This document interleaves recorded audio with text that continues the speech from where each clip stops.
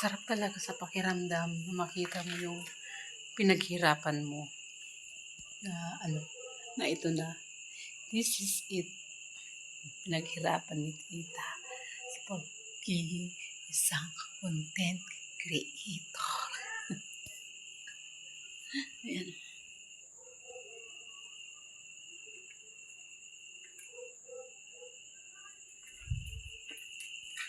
So actually, siya.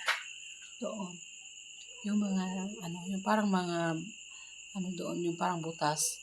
Yan, yung mga bintana yan, guys. Magiging bintana yan. Ayan, bintana na, puro bintana yan na salamin. Tapos yan sa harap, bintanang salamin na malaki din. So, malaki pa yung gagastusin ko dito. Ayan, yun muna yung cellphone ko. Huwag kang malaglag, ha? Ayan.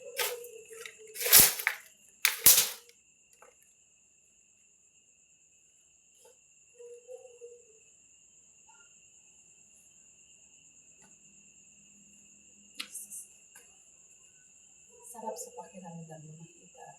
Talaga.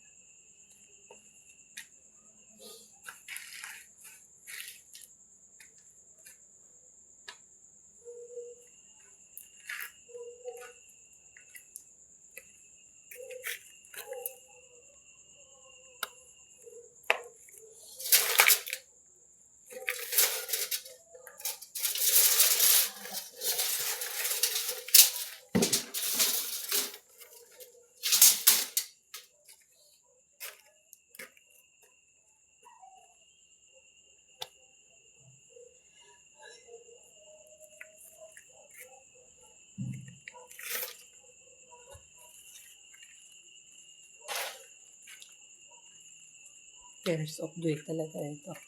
Lalo na pag natapos na siya, guys. Tears of joy.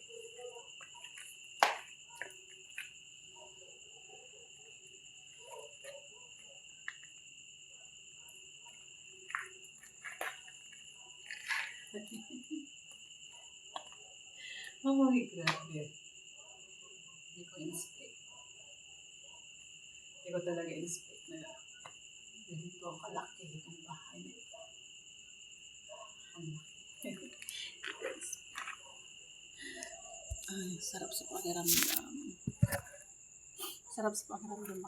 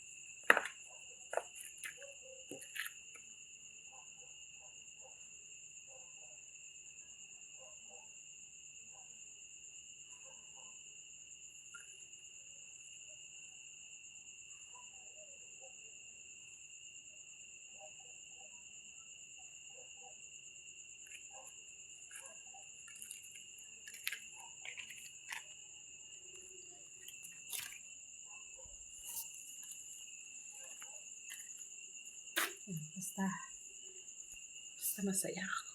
Masaya ako na nakikita ko yung pinaghirapan ko. Dito napunta lahat yung sinasahod ko.